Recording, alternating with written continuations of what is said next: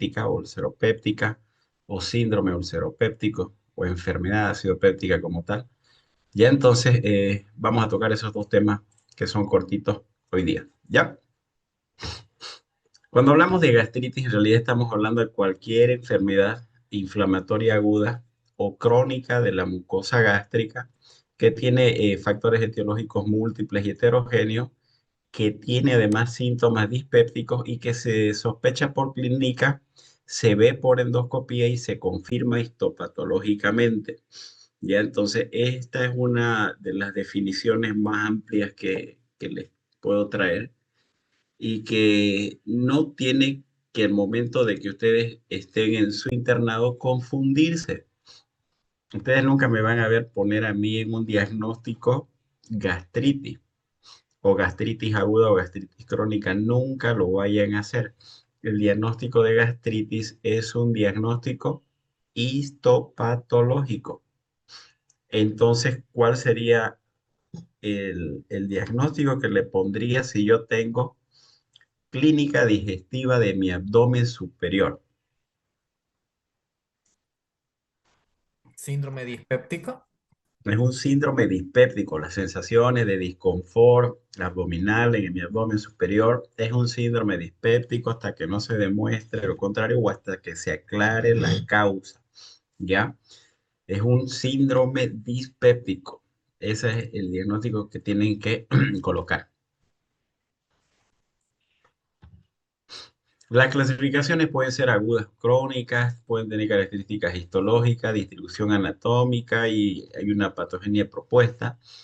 Dentro de los que son la clasificación como tal, dentro de las gastritis agudas, se subclasifican en A y B, y dentro de la A está la que es de causa infecciosa, y dentro de esta está el Helicobacter pylori en primer lugar.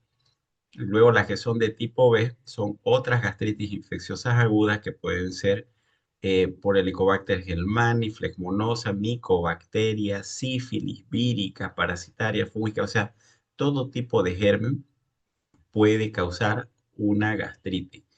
Y el segundo grupo, que son las crónicas, las primeras son las agudas, las segundas son las crónicas, están las gastritis crónicas atróficas.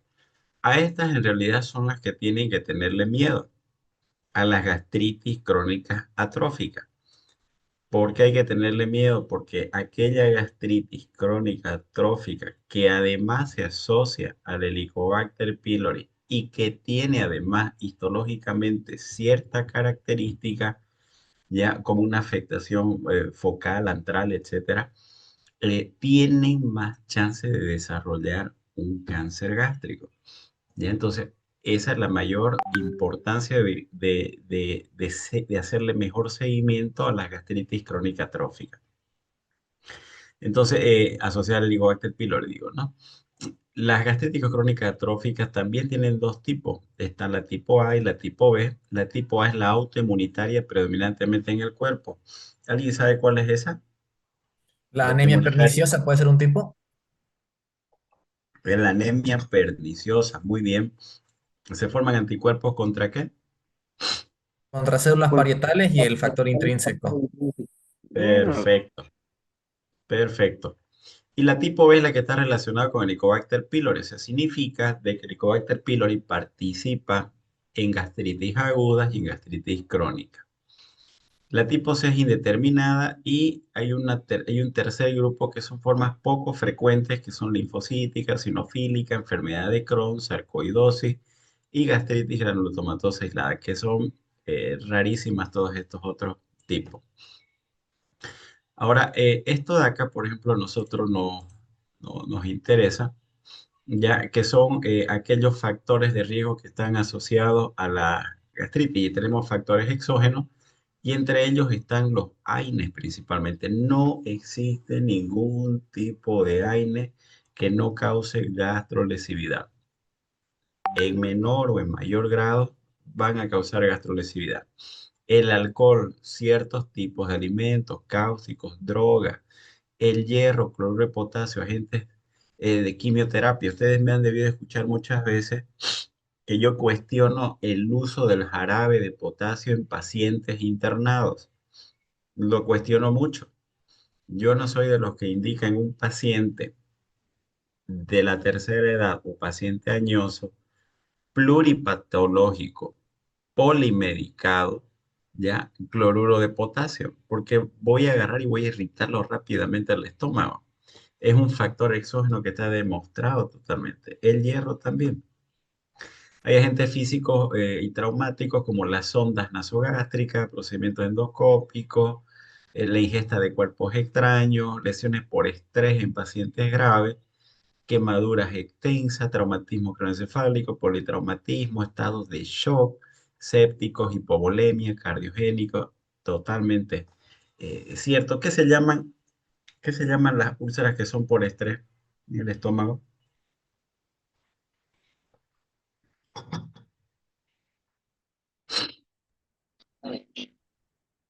¿Mm?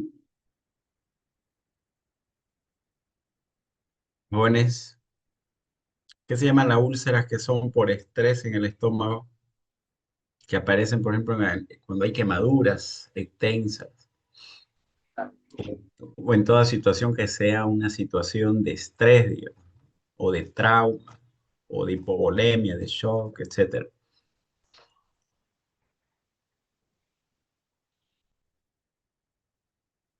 ¿Qué se llaman?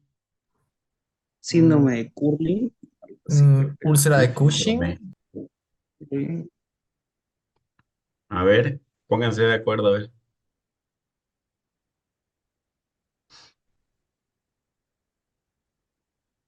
Vega, creo que querías comentar, a ver. Dice por mí, doctor. Es que si no recuerdo mal, le decían úlcera de Cushing, puede ser. Úlceras de Cushing. Son las que son producidas por situaciones de estrés en el estómago. Pero es difícil muchas veces eso, decir, esta úlcera es por el estrés, no, sino que es más una asociación que se hace frente a una situación por la que se pueda estar pasando. Por ejemplo, un paciente que va a ser internado por primera vez, ¿está sometido a una situación de estrés o no?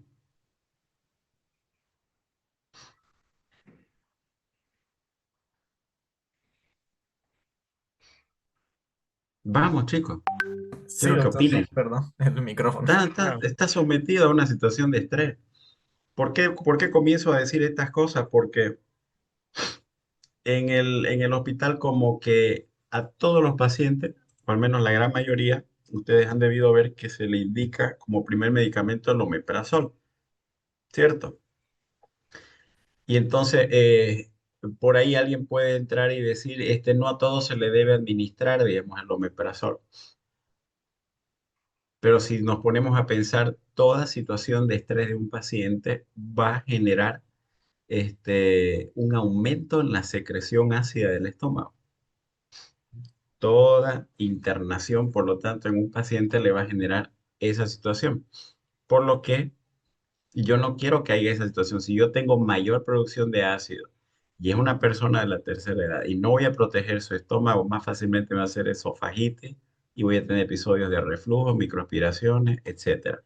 ¿Ya? Entonces, hay que valorar muy sutilmente esa situación, que no es lo mismo una persona de 16 años que ingresó porque se luxó el tobillo, no tiene factores de riesgo y ya está resuelto su luxación, pero necesita quedarse un día más.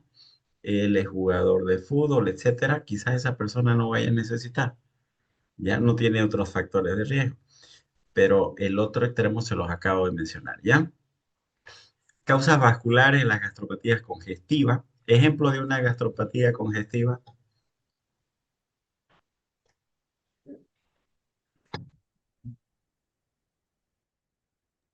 Hipertensión portal, doctor. mm, otra. No estamos diciendo gastropatía hipertensiva, porque también hay hipertensiva.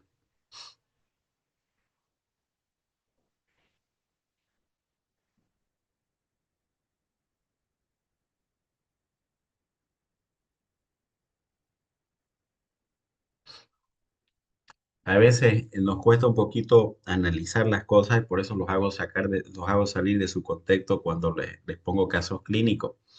En un paciente que tiene insuficiencia cardíaca congestiva, muchas veces solamente lo ven ustedes externamente lo que está ocurriendo en el paciente, que tiene edema de miembros inferiores, que tiene ingurgitación yugular, que tiene edema en los brazos o en el abdomen, que tiene ascitis.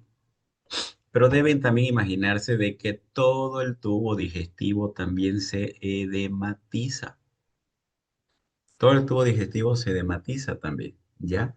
Entonces esas son las gastropatías congestivas. Por el otro extremo también las gastropatías por isquemia, vasculitis, embolismo, las lesiones por reflujo duodenogástrico o reflujo gastroesofágico, etcétera.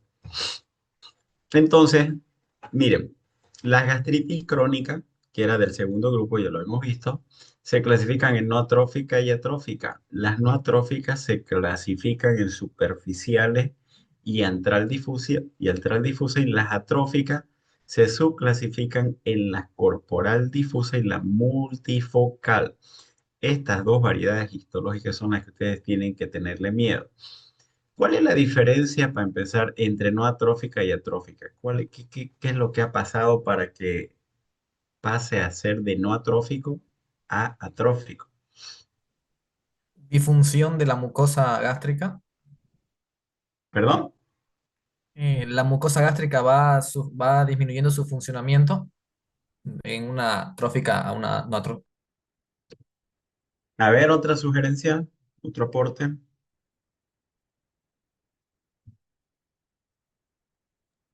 Prácticamente sería eso, ¿no? Una pérdida de la función por una disminución de la función. No, es una disminución de la funcionalidad, ¿no?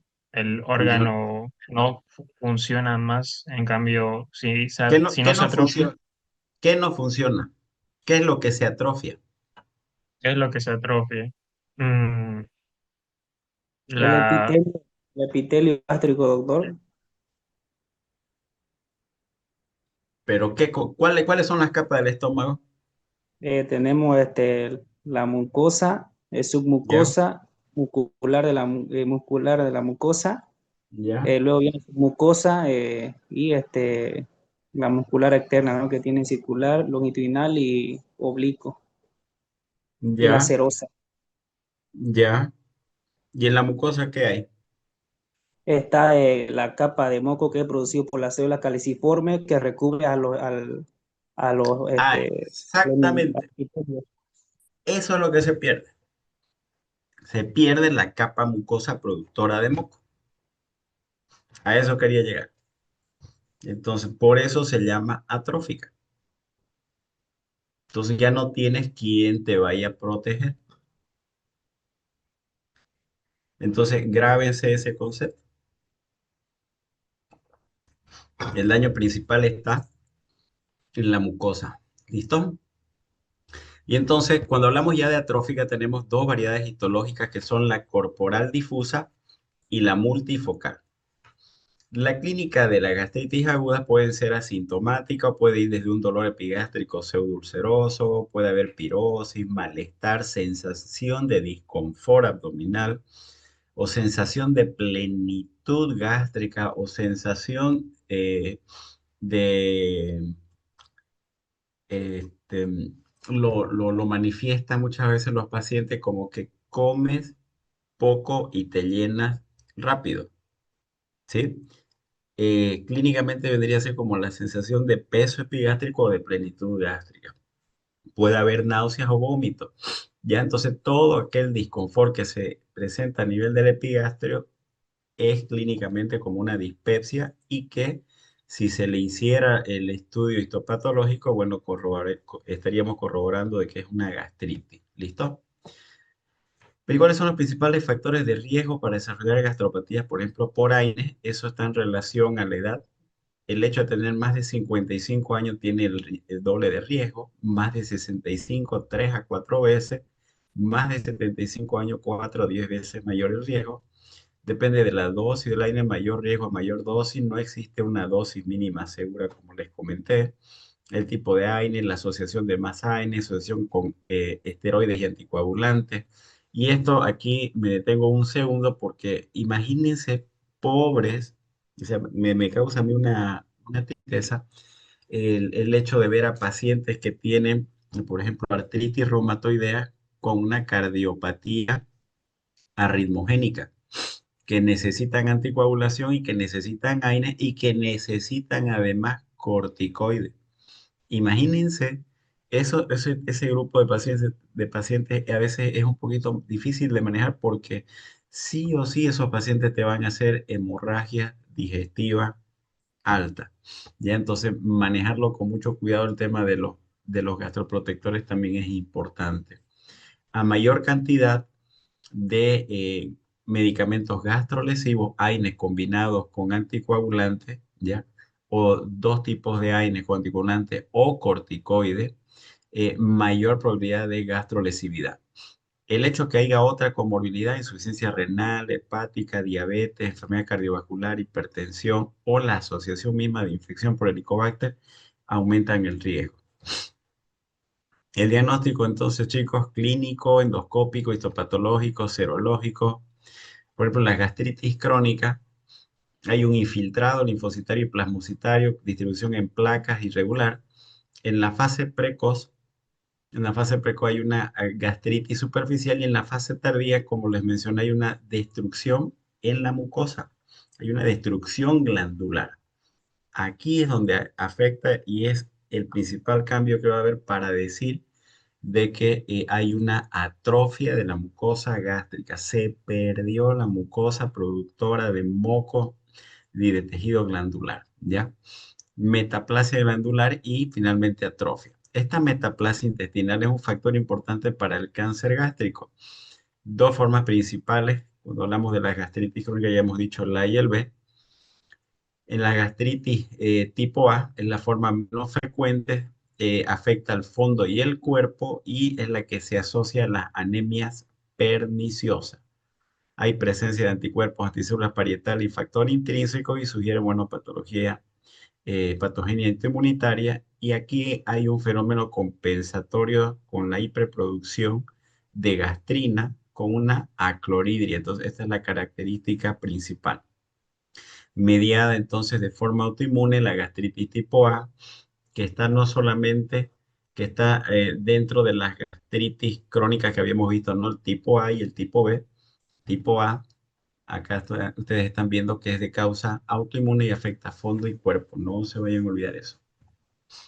Y la gastritis tipo B, bueno, que ya vimos, es de causa infecciosa por Helicobacter pylori y afecta sobre todo a la región antral. Hay un infiltrado inflamatorio crónico, la lámina propia, invasión de las células epiteliales con niveles variables de gastrina que a menudo pueden ser normal.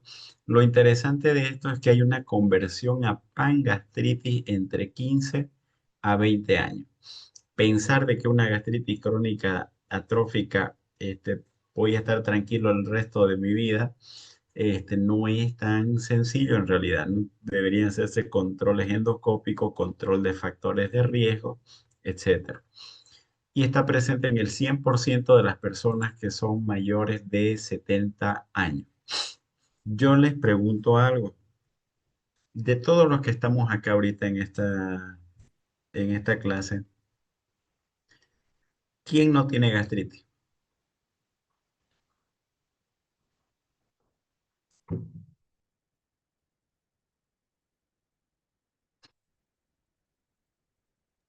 Yo no tengo. A ver, ¿quién opina lo contrario?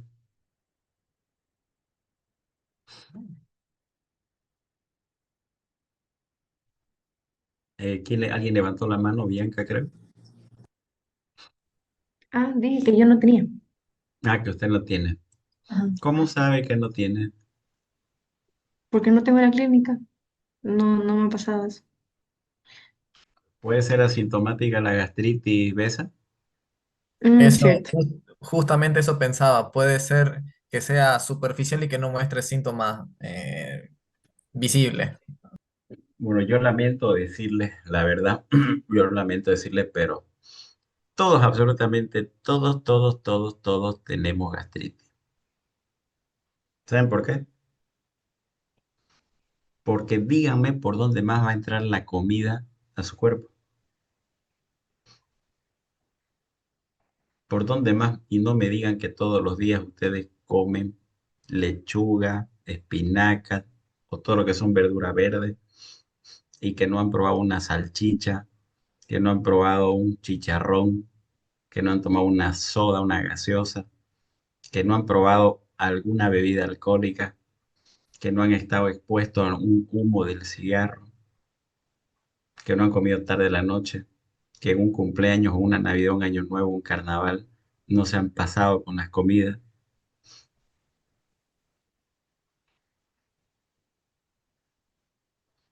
Todos, todos, todos, todos tenemos algún grado de gastritis, o menor o mayor. Ahora, aquel que lo manifiesta ya es porque verdaderamente ya su estómago dijo, basta, ya, ya no puedo más, te tengo que avisar nomás. ¿Listo? Entonces, tomen en cuenta eso. Y hay doctores donde se necesita un estudio histopatológico para demostrarlo. Fuera lo ideal, fuera lo ideal. Cuando agarran y te hacen, primero sí es la endoscopía, ¿no? Agarran, te hacen la endoscopía, con seguridad que van a encontrar, y ahí te va a decir una gastritis superficial, gastritis antral, y ahí sacan la muestrita para hacer una biopsia. Si vos quieres saber si verdaderamente tiene gastritis, el endoscopista va a decir, "No, pero si tenés acá gastritis, te estoy diciendo ahí con la endoscopia tenés gastritis. Ya, ok, doctor, está bien, pero me va a tomar igual la biopsia porque yo quiero saber si es crónica. Es diferente. Y además no solamente crónica, sino qué variedad. Si es crónica, atrófica o no atrófica. Eso si es atrófica o no atrófica, no va a poder diferenciarlo a través de la endoscopía, porque esos son hallazgos ya histopatológicos. Es diferente, ¿no? Entonces, miren, la gastritis crónica, atrófica, multifocal y la atrofia gástrica con aparición posterior de metaplasia se observa en gastritis crónica por Helicobacter pylori. Esto es el requisito para que una persona pueda desarrollar adenocarcinoma gástrico, ¿ya? O sea, gastritis crónica, atrófica, variedad multifocal, que hace metaplasia y está asociado al Helicobacter pylori. ¿Listo? Ese tiene más probabilidades de desarrollar cáncer gástrico. Grábense eso. Si alguien por ahí de ustedes o familiar tiene una gastritis crónica atrófica, tienen que eliminar el factor causal al Helicobacter pylori. No, pero tengo Helicobacter y no, pero no me causa molestia y demás. Igual, las guías te dicen de que aunque no tengas síntomas, pero lo tenés al Helicobacter, debes hacer el tratamiento. ¿Listo? Hay otras clasificaciones, que es la de Sidney. Es una clasificación topográfica, morfológica, endoscópica, etiológica. Topográfica que puede ser de antro, fondo, pagastritis, morfológica, donde pueden encontrar inflamación, atrofia, ven la actividad, metaplasia, la presencia de Helicobacter pylori. Endoscópicos, aquí estos son los datos que van a observar ahí cuando te hagan la endoscopía. Edema, petequia, van a decir gastritis petequial, gastritis erosiva, gastritis hemorrágica, ¿ya? O gastritis nodular. Son su nombre con su apellido que le ponen de acuerdo al tipo de lesión que observan en la mucosa gástrica. Etiológico, bueno, puede ser por fármacos, helicobacter, reflujo, anticuerpos, etcétera, eso ya lo vimos. El tratamiento va dirigido a las secuelas y no hacia la inflamación subyacente. Si la anemia es perniciosa, bueno, suplementos parenterales de vitamina B12 a largo plazo, bueno, eso ya lo hemos visto, ¿no? En su momento. Se recuerda cuál era el esquema cuando es de causa autoinmune y durante qué tiempo. Cada mil, Mensual, mil, la vida. Mensual y de Mensual. ajá, por, mensual y toda la vida. de- mensual y de por vida. ¿Qué dosis? 1000 microgramos 1000 intramuscular. microgramos, le decía no como la 1000. Perdón. Intramuscular.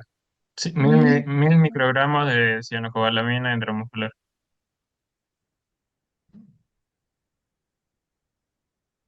¿Buenas? Doctor. ¿Qué dosis? 1000 mil mic- microgramos intramuscular de cianocobalamina. Por vía intramuscular, ¿no es cierto? Cada mes Sí. y durante toda la vida. Muy bien. Pacientes con atrofia severa y displasia deben ser vigilados endoscópicamente con biopsias múltiples. No se aconseja recargar el Helicobacter pylori a menos que exista úlcera péptica en forma mal de baja malignidad.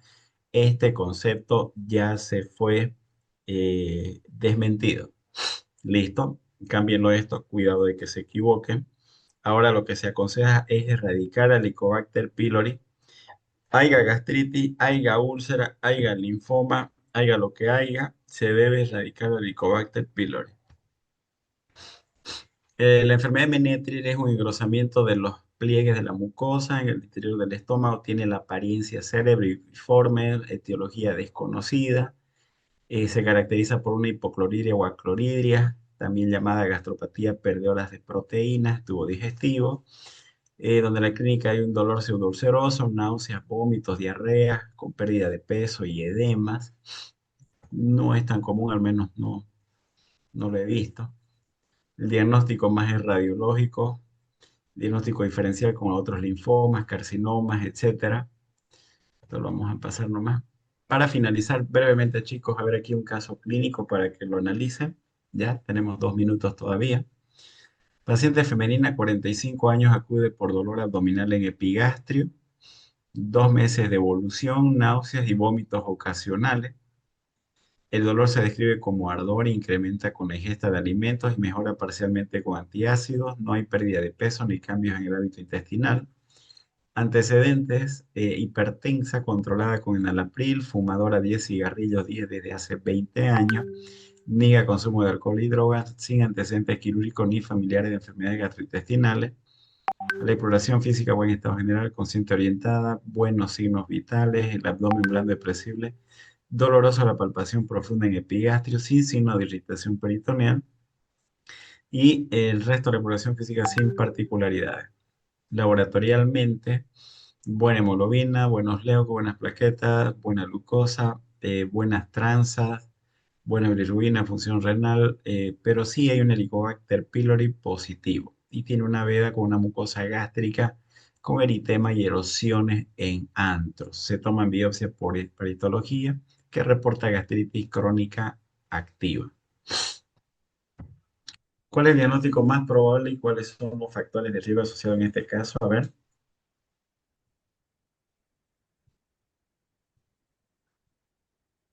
ver qué me dice. A ver, Aileen,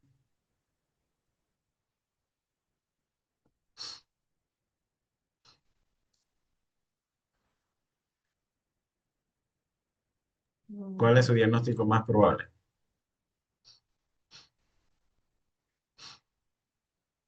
Los factores de riesgo asociados serían el, el uso de cigarrillo. ¿Su diagnóstico más probable cuál es?